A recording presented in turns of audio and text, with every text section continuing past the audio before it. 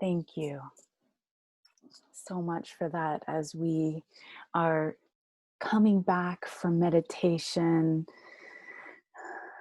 back into our bodies as we prepare for this message today, we are delving into some of life's big questions. Yeah. Such as, how do you find your way? How do you know your purpose? And how do you live a life of meaning and value? We've been using The Great Work of Your Life by Stephen Cope as a guide to know and live our purpose. And he uses the Bhagavad Gita, excuse me as I get untie my tongue. The Bhagavad Gita is a sacred spiritual text that tells the story of Arjuna and Krishna to teach us about Dharma, your unique and divine purpose. As a little bit of a review, there are 4 pillars of Dharma, and they are: number 1, look to your Dharma. And number 2, do it full out. And number 3, let go of the fruits. And today we are delving into deeper, the 4th pillar, which is turn it over to God. Turn it over to God. That's the 4th pillar. And as we, whenever I mention God today in using that word, I'd like for you to know that I mean the God of your understanding. Who and what God is to you. And so in the Bhagavad Gita, this story of Arjuna and Krishna, Arjuna doesn't know it, but Krishna is God meeting up with him and talking with him. And it's because Arjuna is confused and full of doubt. He doesn't know what to do. And at this point, Krishna says, Arjuna, you do not know how to act because you do not know who you are. And so Krishna teaches Arjuna that decisions flow from our understanding of who we are. And Arjuna, he says, we have a divine nature that we only faintly recognize. Our true nature is unborn, undying, unmanifest, inconceivable to the ordinary mind. So this is our divine nature. And so he is teaching Arjuna what this means. What does this mean? To be unborn, undying, unmanifest, and inconceivable to the ordinary mind. He's speaking to our soul being our true self, the part of us that is infinite, that has no beginning and no end, therefore unborn and undying. We all know that our human selves come and go. Our possessions, our accomplishments, even our body, those things, they come and they go. And Krishna is saying that it's these that when you forget who you are, that's what makes it hard to make decisions. That's what makes the path unclear. But remembering who you are, now that lights the path. Lights the path. And so there's a wave metaphor that is used in these great yogic traditions, where the wave is always and all the time at one with the sea, the ocean, right? That a wave, it comes and it goes, but it is never anything other than the sea. And so Krishna, and I'm going to quote Krishna here because it's just so juicy. Krishna teaches Arjuna an enduring view of the self taken directly from the Vedantic stream of yoga philosophy. In this view, all individual souls, or Atman, are one with the ground of being, or Brahman, because we are one with the great sea of being. We are all just a single soul, one without a second.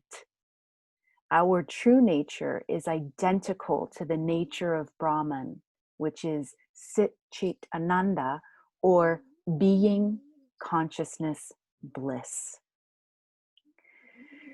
So it is when we remember our divine nature that our path and what to do can be illuminated and illuminated from the inside out. It's like this light of clarity coming from the soul into our minds and hearts, that when we remember that we are one with the ground of all being, that we are a wave in the ocean of consciousness, and that no matter how separate we might feel at times, that we're still in the ocean.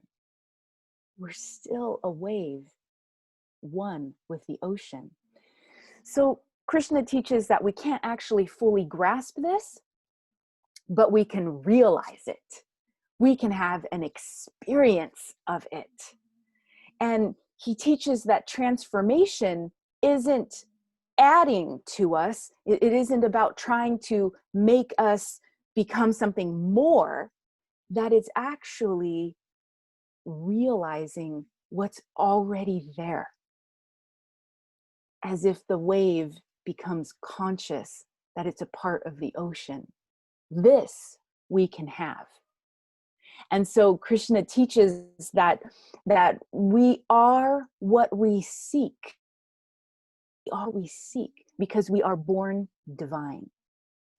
And it's when we have this realization, when we have a conscious experience of our divinity and of what is already inside of you right now, that then the choices you make change, because they're coming from a different part of you, a different aspect of you.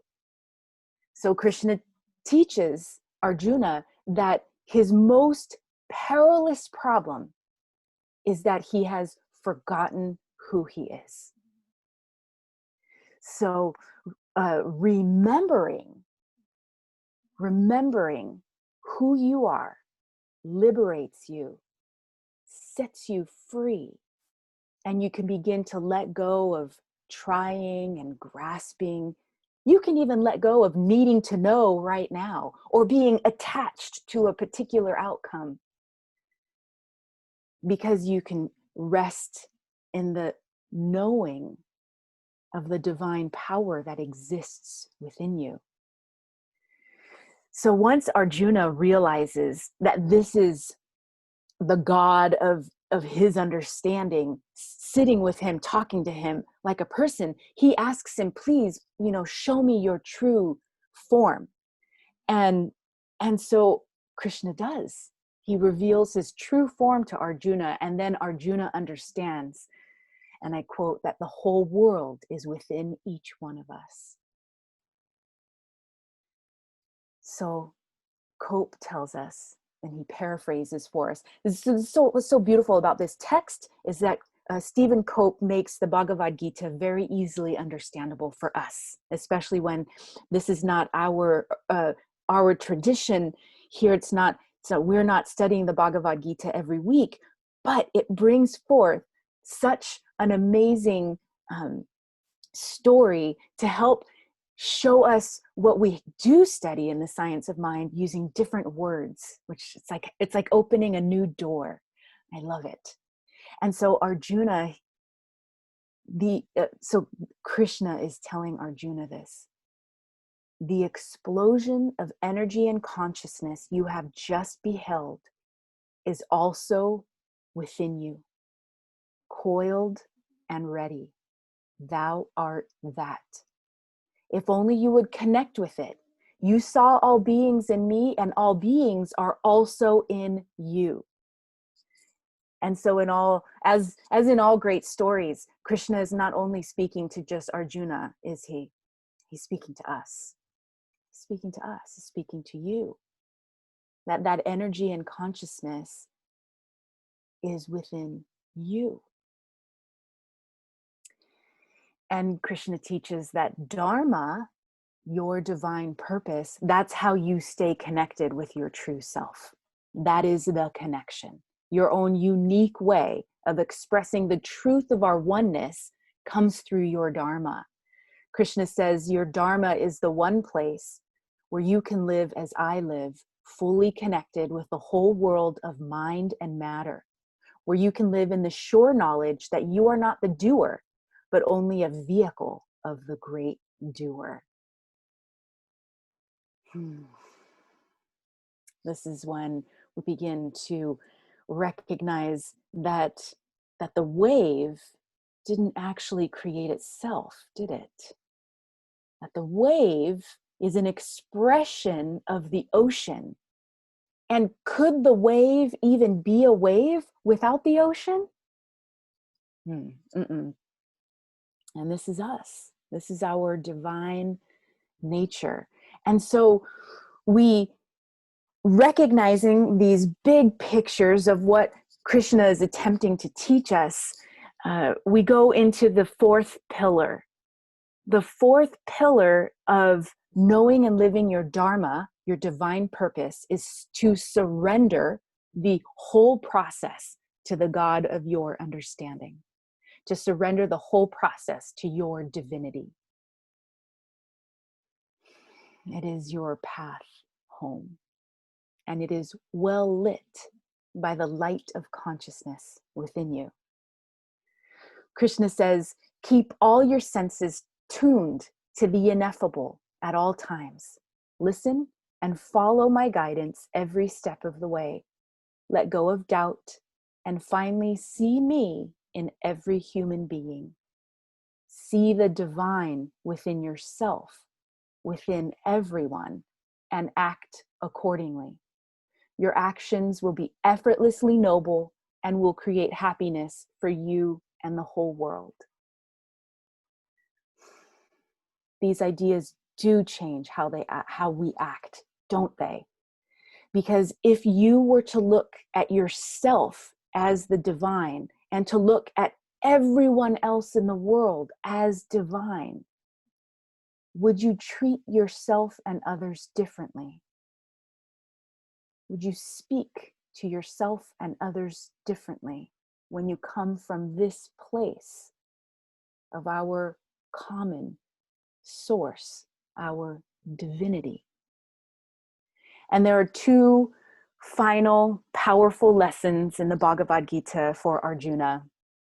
And they are: one, walk by faith, and two, take yourself to zero. For those of you joining with us in the Zoom live, I'm just pasting that in the chat for you. Walk by faith and take yourself to zero. So as Cope does with every principle from the Bhagavad Gita, he tells us stories. A story of a famous person, and he also uses ordinary people to teach us these principles through our own human experience. And for Walk by Faith, he uses the story of Harriet Tubman. Now, unfortunately, because we have another principle and another story to go over today, I'm not going to tell you the story of Harriet Tubman. However, I am going to highlight what it means to walk by faith, and also be sure to stay with us through the very end. For those of you who are here live, we're going to have a video of my friends, Reverends Z and Melissa, who've written and performed a song that is about Harriet Tubman that demonstrates this story and this principle. You see, they read The Great Work of Your Life, and they were so moved by Harriet's story that they did a song. So you have to stay tuned for that. And for all you other folks, we'll be sure to share the video on our social media. So check our Facebook page for it. So the key aspects of walking by faith is, one, to know that your authentic self, your soul, that it is calling to you, it is speaking to you right now, all the time, without a doubt. Now, speaking of doubts, also because we're human, just know that even though you might be walking by faith, that there will be doubt and confusion upon that path. It's just simply a part of being human. So don't expect yourself to never have a doubt when you're walking by faith. However, while you know that this experience comes up from time to time, you also need to trust that you are being guided by the divine from moment to moment. There is this inner wisdom being relayed to you. And you have to take an active role in this. You must actively seek out this inner guidance. And I'm going to tell you a couple of ways to do that coming up here in just a second. But I also want you to know that while you are walking your path, that you might not be able to see the whole path. And that's okay. The light of awareness that shines from your soul, there are times when it's only shining, illuminating the next step. Not everything, but only the next step. This is okay because the next step is only one step. So you can take the one step and then you can wait for your guidance again. This does require a little bit of patience and faith, right? Remember, we're walking by faith here. So walking by faith also requires you to willingly surrender or suspend preconceived ideas and plans. Remember, last week we talked about letting go, not being attached to the outcome. Yeah, this is it, where you must give up your preconceived ideas and plans so that you can tune in to this greater vision inside of you. So this requires that you kind of you expand your tolerance for the unknown. And not only just for the unknown, but for the in-between space. The in-between space. Sometimes your divine guidance just asks you to sit in between knowing. You sit in between what has been and what's to come. And you hang out there. This is not a very pleasant space for most of us. But in that space, you can ask for guidance. This is how you actively participate. Ask for guidance and listen. Listen for it. How do you listen to your soul? When and where does your soul talk to you? How does your soul talk to you? This is something for each one of us to figure out. So ask and listen. And know that you can't eliminate risk along this path. However, you can always pray for courage. You can always treat for courage. And of course, when you receive the guidance, it is up to you then whether or not you'll follow it. Follow the guidance is my suggestion, while letting go of the outcome. Yeah. Yeah, walking by faith is no joke, right? Thankfully, I'm at the end of what it means to walk by faith, because that was a lot, right? But if I had to distill it down into just a few steps, it would be pause, ask, listen, and then make good choices. Make good choices. Choose to follow that inner guidance. Just taking a breath as we move into the final principle that we're learning in this adventure through the Bhagavad Gita. And in terms of letting the God of your understanding guide you through this, kind of bringing you home to your purpose, this last principle is take yourself to zero. Take yourself to zero. What does that mean, right?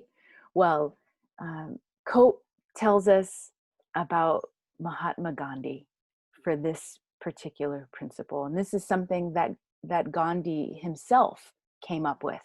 So we're going to learn from Gandhi what it means to take yourself to zero. So Gandhi was an Indian lawyer, anti-colonial nationalist, and political ethicist who employed nonviolent resistance to lead a successful campaign for India's independence from British rule. And in turn, Gandhi inspired movements of civil rights and freedom around the world. I mean, and still does, right? We're still looking to Gandhi for like, okay, how do we do this again? Yeah, and Gandhi is still teaching us about peace building, bridge building, and freedom, liberation. But Cope tells us that Gandhi was a terrified child. And not only that, he was bullied relentlessly. And even then, once he grew up, he had problems in school. He almost flunked out. And he also had like major catastrophes in his early career as a lawyer. Like, it was so bad, he had to move countries. Like, I'm not joking here. I'm not exaggerating. He moved from India to South Africa because his reputation was so bad. He needed like a do-over, right? So he went to South Africa and he began working. And he learned some really important lessons, not only in South Africa, but he also studied in London. So in these other places, he learned a couple of things. One, the first two major things that really helped him kind of move out of fear and failure, and that moved him into being who he is, this iconic, powerful person of freedom. He turned to mantra. That was one of the first things that he practiced, was mantra, a form of contemplation. Mantra. And not only mantra, but he discovered the Bhagavad Gita. He called it the Mother Gita. He discovered it and he read it and he dedicated his life to his Dharma. Like, consciously, he said, okay, this is it. This is what I'm doing. And he dedicated his life to learning how to live the Gita and the principles that we've been talking about. So Krishna tells Arjuna and us through him that when the mind is still, the true self begins to reveal its nature. It restores our memory of who we really are. So getting still, either through mantra or meditation or contemplation, this is key to becoming still enough to remember who you really are. And remember, you are the divine expressed uniquely and individually, but still the divine itself. And so Gandhi then is using mantra. He's studying the Gita. He's practicing these principles.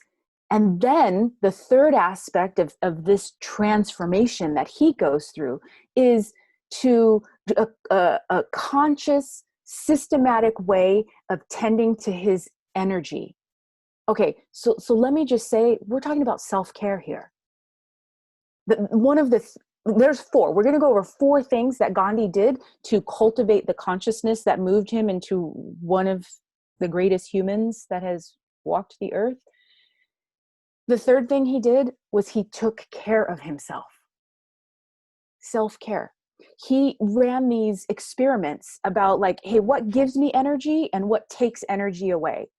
What food gives me energy? What food makes me tired? How much sleep should I have? And what should I eat? And he took care of him. He took exquisite care of himself, and he ran experiments on himself to figure out how to have the most energy.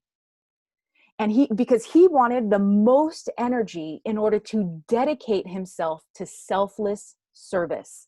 That's the fourth thing that Gandhi did. Dedicated himself to selfless service, being of service to others. And he discovered and he declared that his dharma was to heal separation wherever he found it. To heal separation. I would say that he did a pretty good job healing separation. And so he looked at every challenge in his life and in his path as an opportunity to be of service. And yes, he discovered some pretty amazing gifts and talents, but he also recognized that those gifts and talents didn't belong to him. They belonged to the world.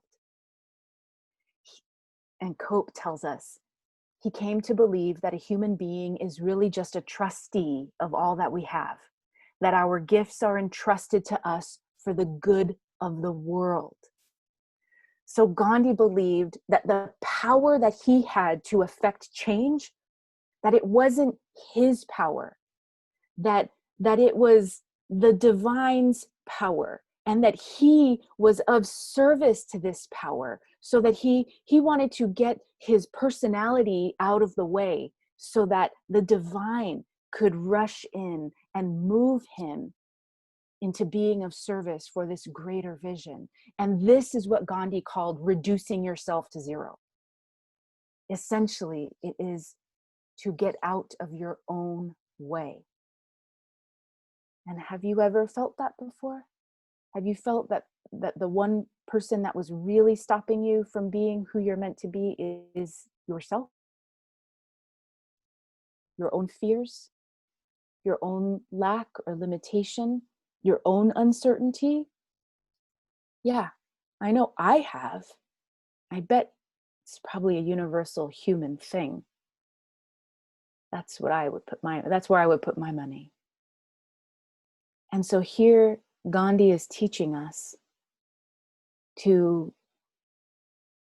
go into mantra meditation, to dedicate time and energy to our spiritual development, and to take exquisite care of ourselves so that we can give ourselves fully to our dharma, to our work. Taking yourself to zero, you do that for the world. You do that to be of service. And when you act in alignment with this divine truth of who you are, there is what Gandhi calls a soul force that supports and empowers you. It's this soul force that has the power to move mountains and liberate countries.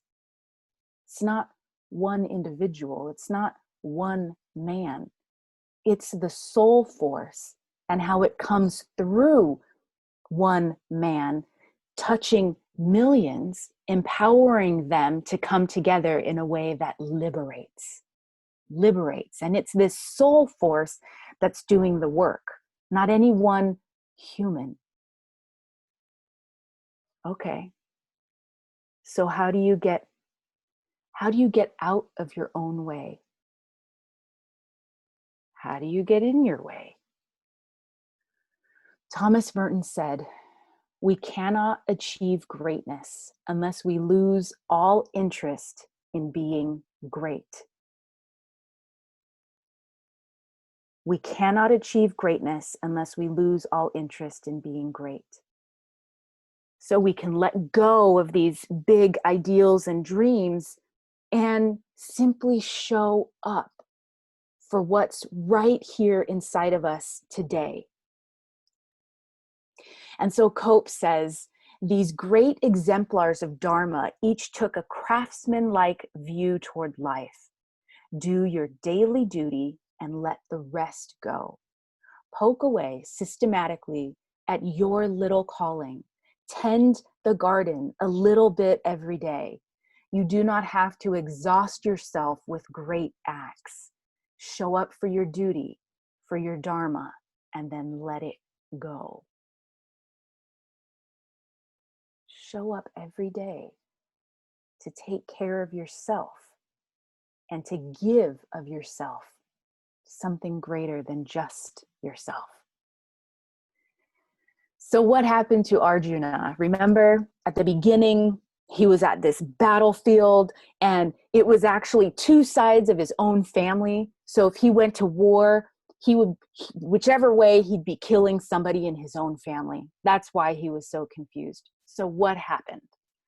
Well, Cope tells us, and I quote, he sees that the battle Krishna has called him to fight is really the battle of life. And this battle is revealed to be the battle of separation. Arjuna is still a warrior, but his duty now is to fight a different kind of battle. Henceforth, he will be engaged with all of his might and passion and skillfulness in the moral equivalent of war. So I'll let you decide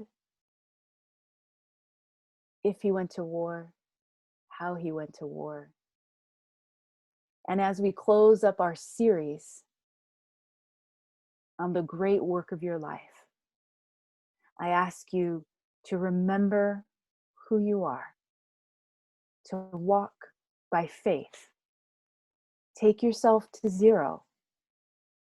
Live your Dharma one step at a time, knowing that the divine in you is guiding you. You haven't been called to something you can't do. You've been called simply to be your most authentic self.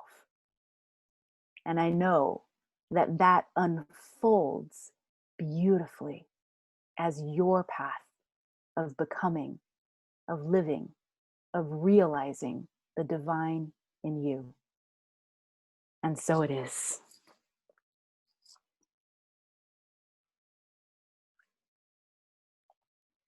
Let's take this all into our mind and body and heart. Just breathing in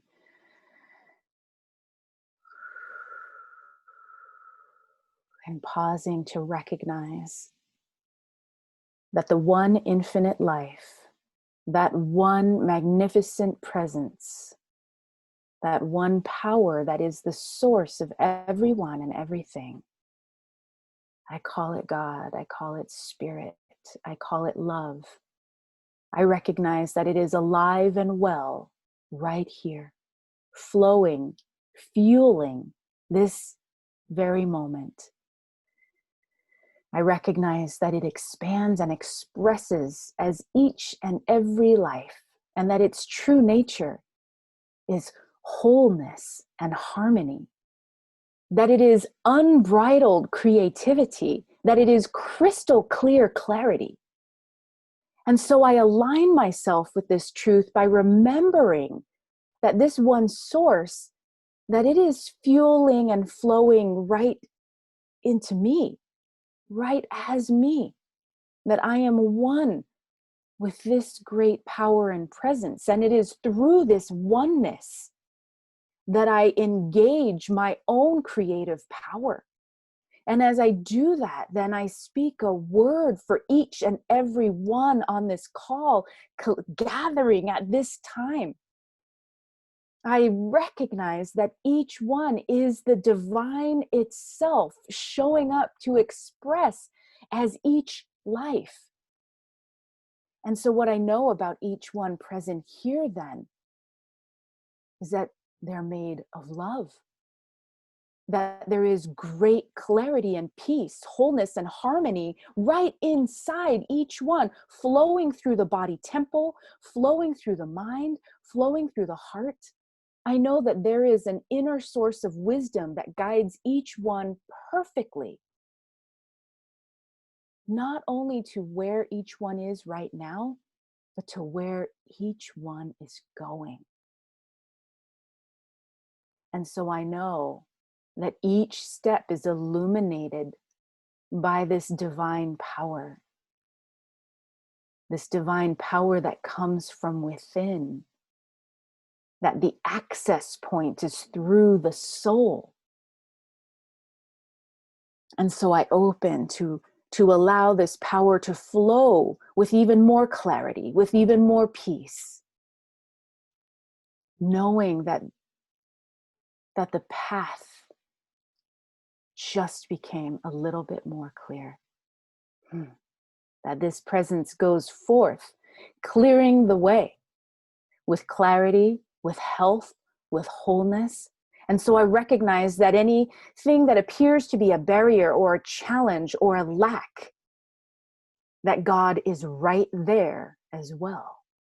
That love is right where each one is, supporting, flowing, guiding. And so I'm grateful. I'm grateful to walk this path of Dharma, of purpose, hand in hand, walking by faith. I recognize that there is no way to go astray, that there is enough love, enough clarity, enough courage to fuel this path of becoming, of creativity. And so I recognize and bless.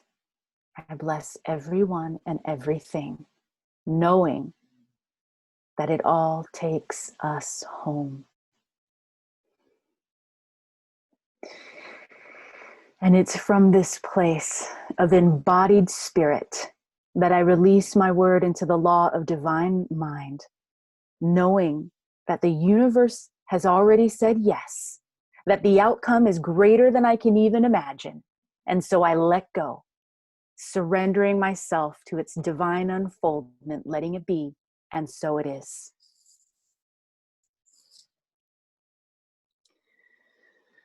And so it is.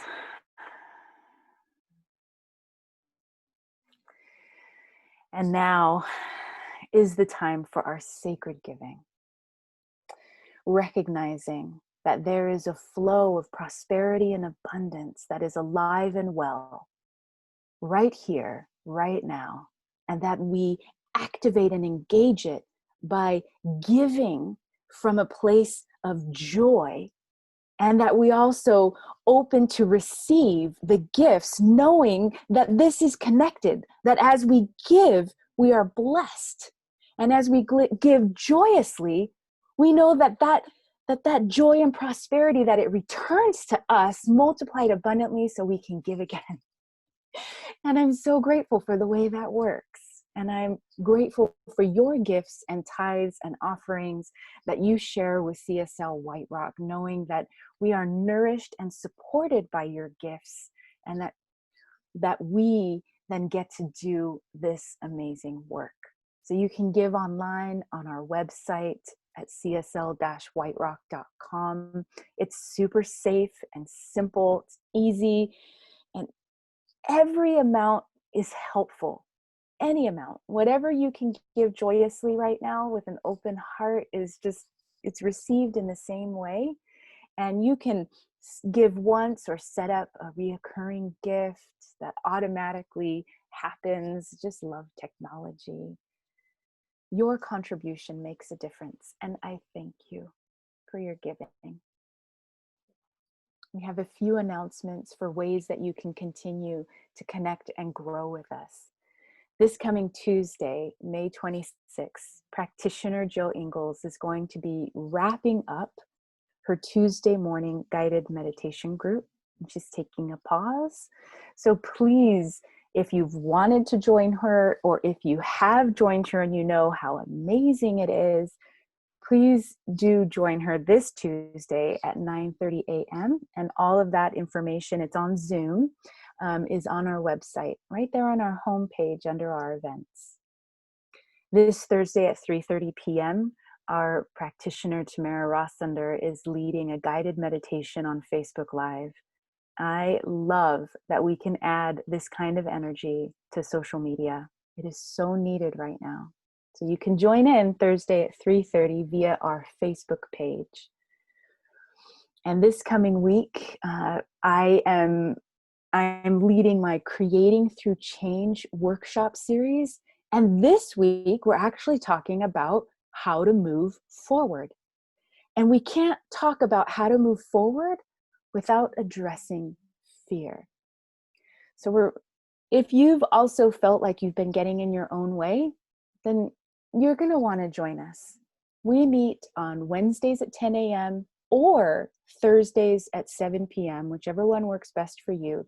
And you can register on our website now. I'd also like to welcome and acknowledge our 2 new board members. Last week, I introduced Tim St. Dennis to you, and this week, I am just so excited to introduce Min Ta to you. Min, her quest to know thyself and to discover the truth of reality and of spirituality led her to CSL, to the Center for Spiritual Living. And she was hooked when she first heard Reverend Terry speak about spiritual love, and something deep within her spirit moved. So her search for a community of like minds for many years ended that very day, nearly 5 years ago. And you can say that the greatest asset of hers is her curiosity and her yearning to know God. Min embraces community and connection and enjoys volunteering for Big Sisters and being one of the directors for White Rock Farmers Market. Professionally, she's a realtor and an associate broker in White Rock, and she thrives in nature, hiking and biking through the trails and photographing its beauty, practicing yoga and meditation. And she feels most rejuvenated in the company of friends in a coffee shop or reading a book. So let's find Min. Is Min on the call? We want to see her. If we can unmute. Hi. Hi. Thank you so much, Cassandra. I look forward to serving you guys, and I'm so grateful to be elected as part of the board. Thank you. Yay. Welcome, Min. Thanks. Your long list of activity and leadership is so impressive. We are blessed to be working with you. Thank you. And now we're going to pause our recording